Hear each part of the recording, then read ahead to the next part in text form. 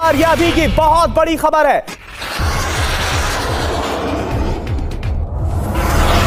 धरती पर गोले बरस रहे हैं।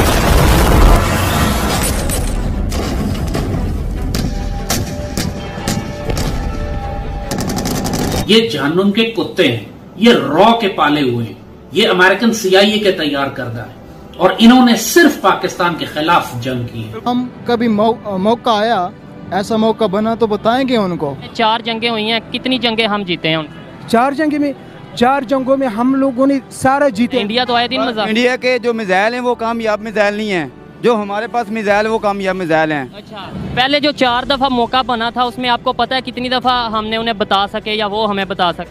अब नहीं समझ आ रही कि हमारे काम का क्या होगा और हमारे पाकिस्तान का क्या होगा। जो इंडियंस हैं एक्चुअली उन्होंने कोई कसर नहीं छोड़ी पाकिस्तान को तबाह करने के अंदर। इंडिया जो है वो हमारा बहुत पुराना आर्च राइवल है, उसने तो कोई भी ऐसा मौका नहीं छोड़ना जहाँ पे वो हमें नीचा दिखा सके। राजस्थान के पोखरण में भारतीय सेना ने ऐसा पराक्रम दिखाया कि पूरा चीन और पाकिस्तान थर्रा उठा।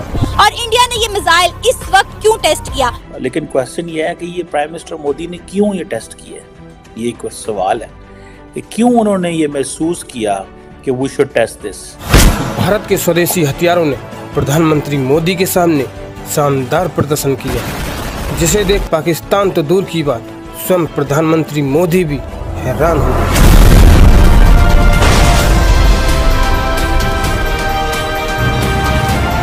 तो पाकिस्तान तो एक टारगेट है ही है, लेकिन असल इंडिया का जो टारगेट है। जय हिंद बंधुरा, আমি দীপ আর আপনারা দেখছেন আপডেট ইন্ডিয়া। তো বন্ধুরা, আপনারা তো জানেন ভারতের বায়ু শক্তি এক্সারসাইজ হচ্ছে, আর এই বায়ু শক্তি এক্সারসাইজকে দেখে পাকিস্তানিদের একটাই চিন্তা যে ভারতের প্রধানমন্ত্রী নরেন্দ্র মোদী কিছুদিন আগে অগ্নি 5 মিসাইলের MIRV ক্যাপাবিলিটি টেস্ট প্লাস সকলের সামনে তুলে কেন ধরলো, তাও আবার এই মুহূর্তে। তো এখন আবার ভারত এত বড় বড় এক্সারসাইজ কেন হচ্ছে? তাহলে কি কাশ্মীরকে নিয়ে ভারত পাকিস্তানের সাথে যুদ্ধ করবে, না এর থেকেও বড় কোনো কিছু করার, না চীনের সাথে যুদ্ধ করার সরাসরি প্ল্যান করছে? এমন টাইপের অনেক কথাবার্তা হচ্ছে। তবে যেটাই হোক, আমি কিছু বলার আগে পুরো ভিডিও ক্লিপটি আগে আপনারা তো দেখে নিন, তারপরে আমি আবার আপনাদের সাথে কিছু কথা বলছি।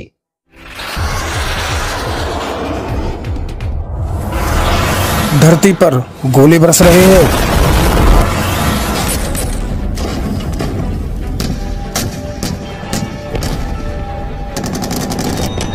आसमान में हो रही है बारूदों की बारिश। आसमान में ये गर्जना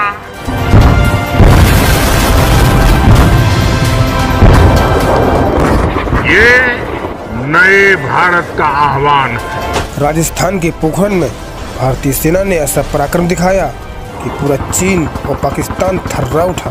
भारत शक्ति का ये उत्सव शौर्य की भूमि राजस्थान में हो रहा है, लेकिन इसकी गूंज सिर्फ भारत में ही नहीं पूरी दुनिया में सुनाई दे रही है। भारत के स्वदेशी हथियारों ने प्रधानमंत्री मोदी के सामने शानदार प्रदर्शन किया, जिसे देख पाकिस्तान तो दूर की बात, स्वयं प्रधानमंत्री मोदी भी हैरान हो गए।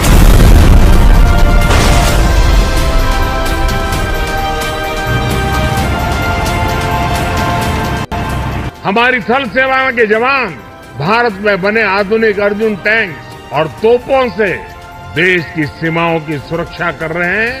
यही तो भारत की शक्ति है। भारत में ही बने स्वदेशी हथियारों से भारतीय सेना अब किसी भी युद्ध के लिए पूरी तरह तैयार हो चुकी है। 4 जंगों में हम लोगों ने सारा जीते हैं, लेकिन हम लोगों ने पता है क्या, हमने हर किस शख्स किस वो जो 93,000 सिलेंडर हुए थे वो फिर किसके हुए थे? भाईजान मेरा भी बात सुनो ना, तुम हमारा कोई भी टीम दियो ना। जब देखो किए हैं, इंडिया तो आए दिन मजाक। इंडिया के जो मिसाइल हैं वो कामयाब मिसाइल नहीं हैं, जो हमारे पास मिसाइल वो कामयाब मिसाइल हैं। अच्छा, इतनी इंडिया चाहे कितनी भी तरक्की कर सके ना, हम इधर मुसलमान रहते हैं इसलिए इधर मुसलमान रहते हैं, इसके साथ ईमान की कुव्वत होता है। तो मुसलमानों की अगर बात कर लेते हैं, इधर तो 25 करोड़ या 26 करोड़ अगर मुसलमान रहते हैं, वहाँ पे 30-32 करोड़ मुसलमान रहते हैं, वो भी वहाँ की फौज में शामिल हैं। तो मुसलमान वहाँ भी हैं, मुसलमान यहाँ भी हैं, फिर उधर भी ईमान होगा।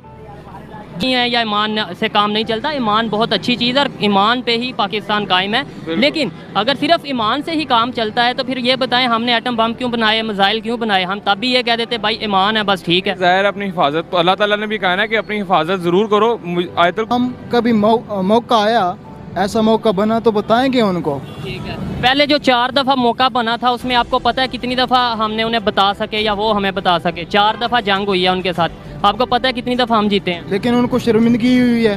ठीक है, अफगानिस्तान के पास कोई जदीद हथियार थी और कलमे का ताकत था। तालिबान ने अमेरिकी सुपर पावर को जो आज भी हम लोग मानते हैं, आज भी ये बैंड के लौड़ी जो है ना मानते हैं, ठीक है, ये बेगैरत हुक्मरान आज भी मानते हैं जो एडमी।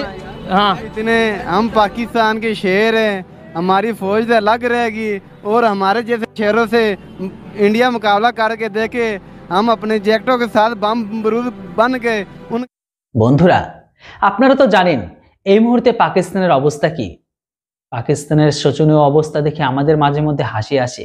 এই কারণে হাসি আসে, খাওয়ার জন্য একটি দানা নেই, ট্যাঙ্কে ঢালার জন্য তেল নেই, অ্যামুনিশন নেই, গোলাবারুদ নেই, এমনকি মিসাইলগুলো অকেজো, এমনকি কোনো তারা এক্সারসাইজকে করতে পারছে না, যে কোনো যুদ্ধের হোক বায়ুশক্তি বা সেনার। পয়সার ঘাটতির কারণে তাদের অবস্থা আজ কোথায় থেকে কোথায় নেমে এসেছে। দেশের জনসাধারণের কথা শুনলে মাঝে মধ্যে ভাবি যে পাকিস্তান নামে আদৌ একটি দেশ ছিল সেটা হয়তো আর থাকবে না, কেননা পাকিস্তানের ঘরের ভেতরে পরিস্থিতি আজ এতটাই খারাপ হয়ে গেছে। ভারতের বায়ুশক্তি এক্সারসাইজকে দেখে তাদের বক্তব্য, এমনকি আজকের দিনে পাকিস্তানের ঘরের ভেতরে কিছু আবাল পাবলিক আছে, তাদের বক্তব্য যে ভারতের থেকে তারা এগিয়ে আছে, ভারত সমস্ত যুদ্ধে হেরেছে, পাকিস্তান সমস্ত যুদ্ধে জিতেছে, দরকার পড়লে তারা ভারতের সাথে না খেয়ে যুদ্ধ লড়তে প্রস্তুত। এমনকি যে ভারতের সাথে 4টি যুদ্ধ হয়েছে, সেই ভারতের সাথে পাকিস্তানের 4টি যুদ্ধে ভারত নাকি মিথ্যে কথা বলে, যেগুলো জিত হয়েছিল আসল পাকিস্তানের, কিন্তু সেগুলো ক্রেডিট নেয় ভারত।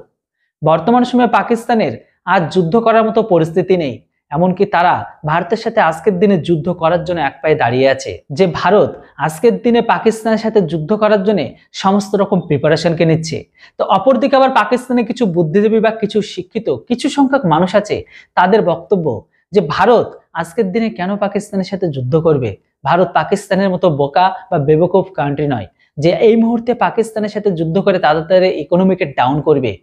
তাদের কিছু লোকের বক্তব্য এটাও আছে যে ভারত আজকের দিনে পাকিস্তানের সাথে বিনা গুলি চালিয়ে তারা অলরেডি যুদ্ধে জিতে গেছে। ভারতের সাথে আজ যে লড়বে সে লড়ার মতো ক্যাপাসিটি নাই, 1 সপ্তাহ ছাড়ুন একদিন যুদ্ধ করার জন্য তাদের কাছে স্টক বেঁচে নেই।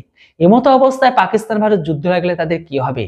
তো বন্ধুরা, পাকিস্তানে কিছু আবাল পাবলিক আর কিছু শিক্ষিত পাবলিকের কথাবার্তা শুনে এটাই বোঝা যায় যে পাকিস্তানের বেশিরভাগ লোক ইসলামিক শিক্ষায় আর মাদ্রাসা শিক্ষায় শিক্ষিত, যদিও কিছু সংখ্যক শিক্ষিত যুবক আছে তাদের ওখানে কোনো ভ্যালু দেয় না, এমনকি তারাও একরকম ভাবে তাদের চাপে এসে তাদের কথা ওখানে কোনো মাইনে রাখে না।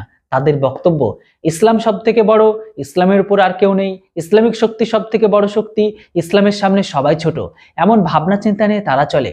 কিন্তু রিয়েলিটি কি সেটা আপনারা নিজের চোখে দেখতে পাচ্ছেন। তবে জানি না পাকিস্তানের সাথে ভারতের যুদ্ধ লাগলে এখানে তারা কোনটা দিয়ে প্রোটেক্ট করবে, ইসলামিক শক্তি না টেকনোলজি না সম্পূর্ণ আল্লাহর ভরসায়। বাকিটা অবশ্যই আপনারা কমেন্ট বক্সে লিখে জানান।